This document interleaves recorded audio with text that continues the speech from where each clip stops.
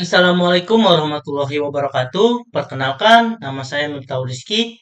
Saya mahasiswa dari Universitas Primagraha, Fakultas Manajemen dan Bisnis, Program Studi Manajemen. Di sini, saya akan menjelaskan video tentang kompensasi dalam manajemen sumber daya manusia. Di video kali ini juga, saya akan menjelajahi apa sih itu kompensasi, mengapa pentingnya kompensasi, dan bagaimana perusahaan dapat menggunakan strategi kompensasi yang efektif untuk mendukung kesuksesan mereka. Baik, langsung saja kita masuk ke materi-materi tentang kompensasi dalam manajemen sumber daya manusia. Di sini saya ada metode-metode pembahasan yang akan dibahas ke depan. Yang pertama itu ada pendahuluan, pembahasan utama, studi kasus, yang terakhir kesimpulan. Baik, langsung saja untuk mempersingkat waktu kita langsung ke pendahuluan. Di sini sebelum kita melangkah lebih jauh, kita harus mengetahui dulu kompensasi itu bukan hanya sekedar gaji yang diterima karyawan setiap bulan. Lebih daripada itu, kompensasi mencakup semua bentuk penghargaan, baik finansial maupun non-finansial, yang diberikan kepada karyawan sebagai pengakuan atas kontribusi mereka. Dalam dunia kerja yang semakin kompetitif, strategi kompensasi yang efektif dapat menjadi alat penting bagi perusahaan untuk menarik talenta terbaik, mempertahankan karyawan berprestasi, dan memotivasi mereka untuk mencapai hasil yang lebih baik. Jadi, mari kita mulai mengeksplorasi lebih dalam tentang kompensasi dan bagaimana sih hal itu dapat memberikan dampak positif bagi organisasi dan karyawan. Langsung saja kita ke pembahasan utama. Di sini sebelum itu kalian harus mengetahui apa sih kompensasi itu. Jadi kompensasi adalah elemen kunci dalam hubungan kerja antar perusahaan dan karyawan.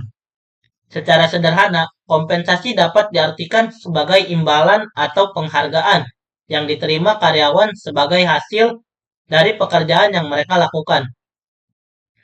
Kompensasi juga terbagi menjadi dua kategori utama. Yang pertama itu ada kompensasi finansial dan kompensasi non-finansial. Apa sih kompensasi finansial itu? Jadi, finansial itu mencakup semua pembayaran dalam bentuk uang yang diterima karyawan. Ini termasuk seperti gaji pokok, bonus, komisi, dan tunjangan. Setiap elemen kompensasi finansial dirancang untuk memberikan insentif kepada karyawan agar bekerja dengan lebih efisien dan produktif. Di sisi lain juga ada kompensasi non-finansial.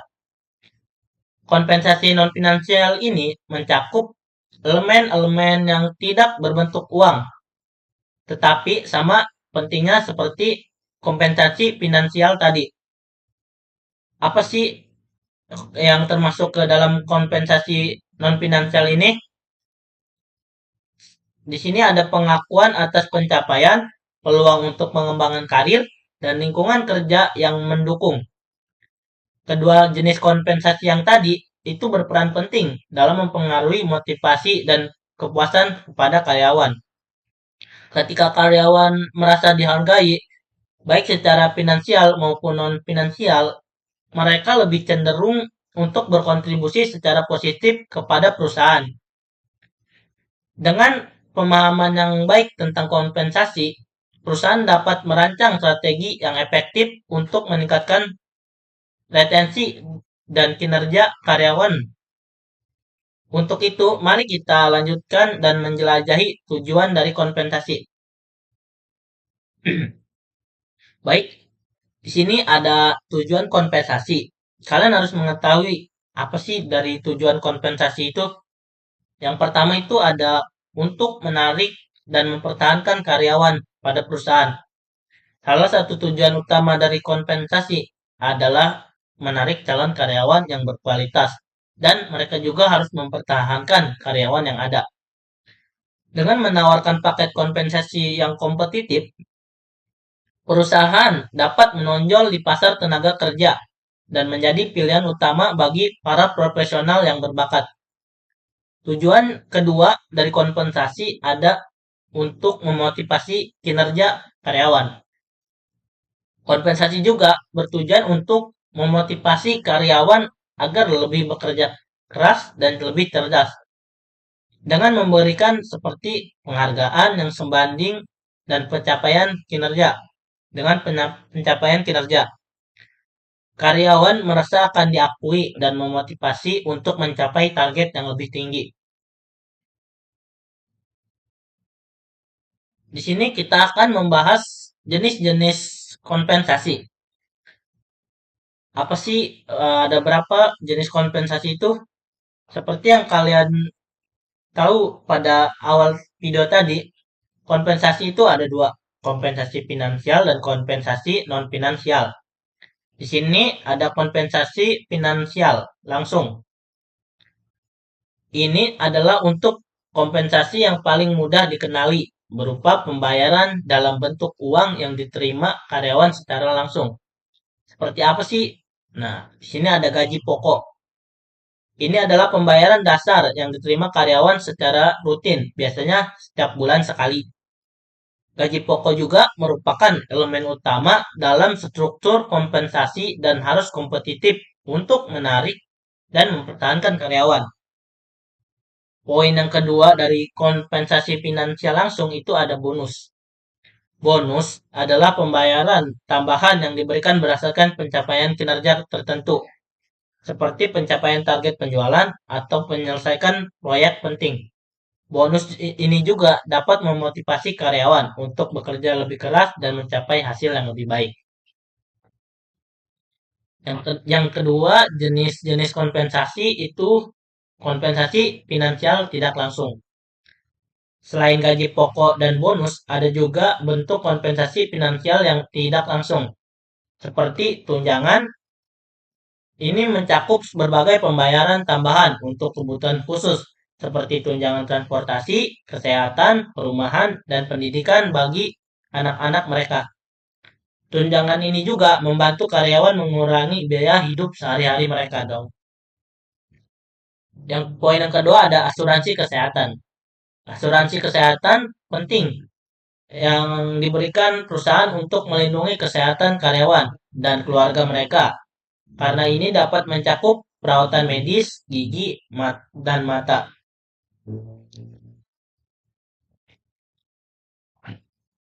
Pembahasan yang selanjutnya itu setelah jenis-jenis ada beberapa faktor yang mempengaruhi kompensasi.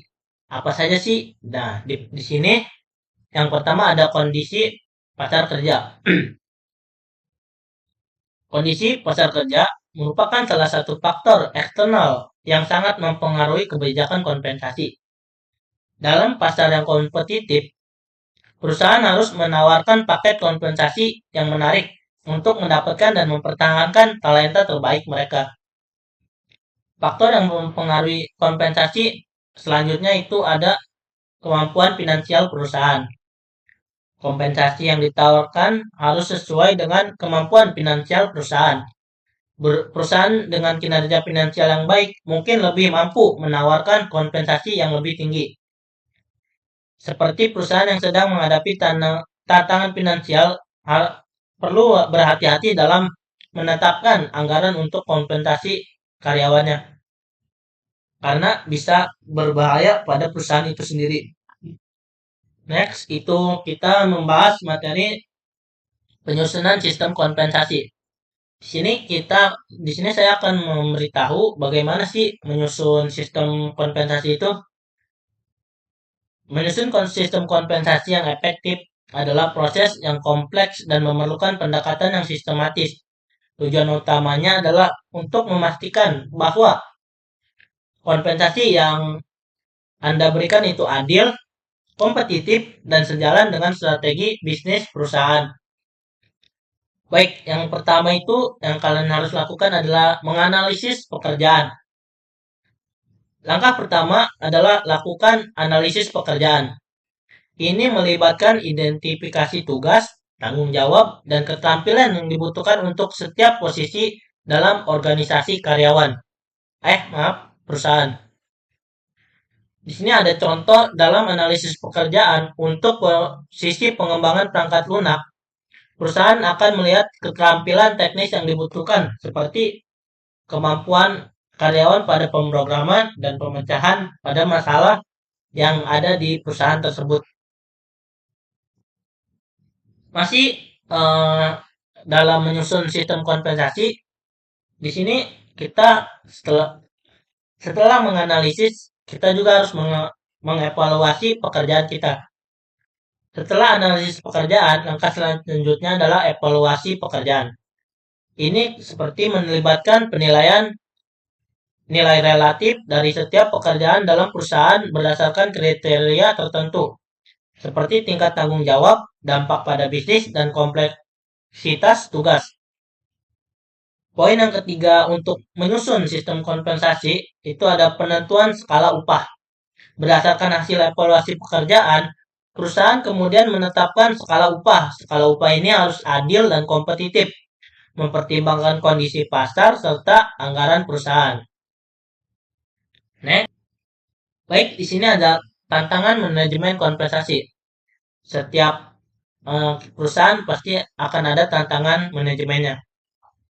Mengelola kompensasi tidaklah mudah. Ada berbagai tantangan yang harus dihadapi oleh perusahaan dalam menjaga agar sistem kompensasi tetap adil dan kompetitif.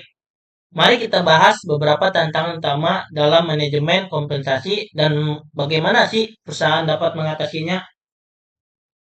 Yang pertama itu inflasi dan perubahan ekonomi. Salah satu tantangan terbesar adalah inflasi dan fluktuasi ekonomi.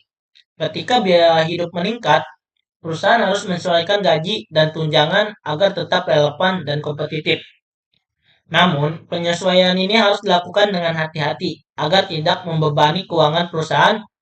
Analisa pasar dan perancangan anggaran yang cermat sangat penting dalam menghadapi tantangan seperti ini. Tantangan selanjutnya itu ada pada globalisasi. Globalisasi membawa tantangan baru dalam manajemen kompensasi, terutama bagi perusahaan itu sendiri yang beroperasi di berbagai negara.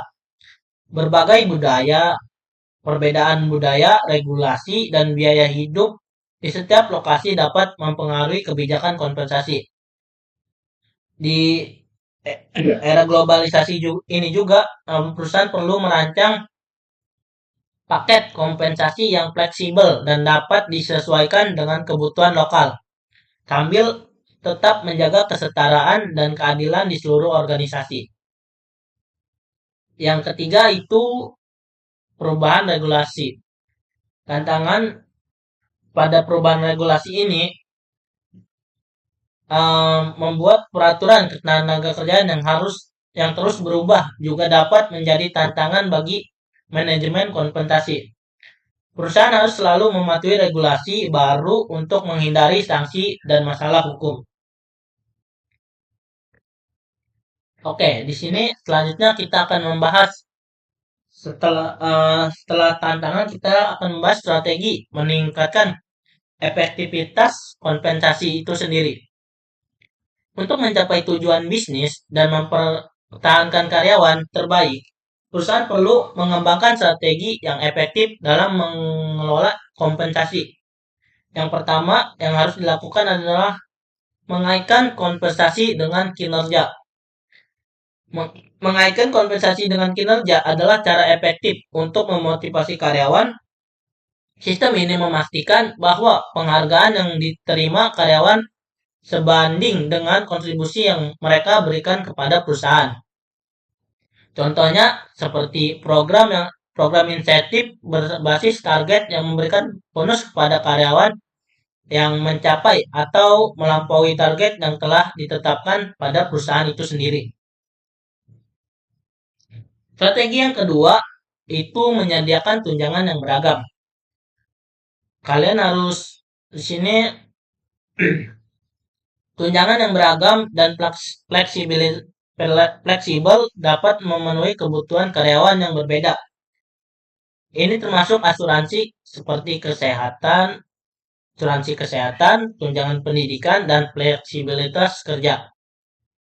Strategi yang selanjutnya itu transparansi dalam kompensasi. Kalian jika memiliki perusahaan harus transparansi kepada karyawan kalian. Karena transparansi adalah kunci untuk memastikan bahwa sistem kompensasi dianggap adil oleh karyawan. Perusahaan harus menjelaskan dengan jelas bagaimana sih gaji dan tunjangan ditentukan dan apa yang diharapkan dari karyawan untuk mendapatkan peningkatan kompensasi.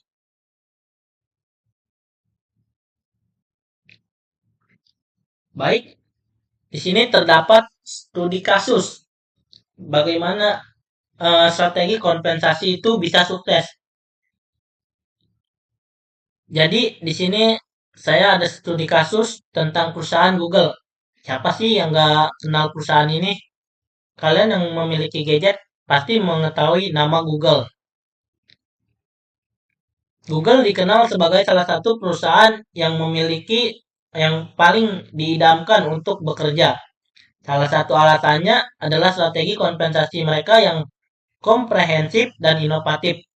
Di sini ada strategi kompensasi mereka yang sukses karena ada poin pertama yaitu gaji yang kompetitif. Google ini menawarkan gaji yang sangat kompetitif untuk semua posisi, memastikan mereka bisa menarik talenta terbaik dari seluruh dunia. Yang kedua itu ada tunjangan beragam.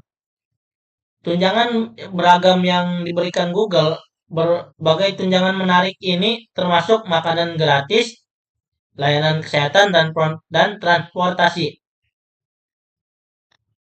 Yang ketiga itu lingkungan kerja yang nyaman. Google menyediakan lingkungan kerja yang kreatif dan nyaman dengan fasilitas seperti gym, ruang rekreasi, dan tempat kerja yang inspiratif akan membuat karyawan itu sendiri betah dan nyaman untuk bekerja untuk perusahaan itu sendiri.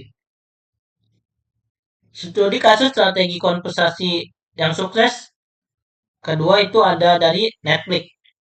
Kalian yang suka nonton series atau drama Korea pasti mengetahui aplikasi ini. Perusahaan Netflix dikenal dengan pendekatannya yang unik dalam manajemen kompensasi yang berfokus pada kebebasan dan tanggung jawab. Strategi kompensasi yang dilakukan Netflix ini seperti bayar untuk kinerja terbaik. Netflix membayar karyawan mereka berdasarkan performa dengan menawarkan gaji yang lebih tinggi dari rata-rata industri untuk memastikan mereka mendapatkan dan mempertahankan karyawan terbaik. Poin yang kedua dari Netflix ini ada kebebasan dan tanggung jawab. Netflix menerapkan kebijakan kerja yang fleksibel dan memberikan kebebasan yang besar terhadap karyawan untuk membuat keputusan yang didukung oleh kompensasi yang adil. Poin yang ketiga itu ada kompensasi transparan. Seperti yang tadi kita bahas, perusahaan itu harus memiliki kompensasi yang transparan. Karena kebijakan kompensasi di Netflix ini juga sangat transparan. Dengan jelas menjelaskan bagaimana sih keputusan gaji dan bonus dibuat oleh perusahaan itu sendiri. Oke, studi kasus yang ketiga itu ada dari Salesforce. Salesforce ini adalah contoh lain dari perusahaan yang berhasil dengan strategi kompensasi yang fokus pada kesejahteraan karyawannya.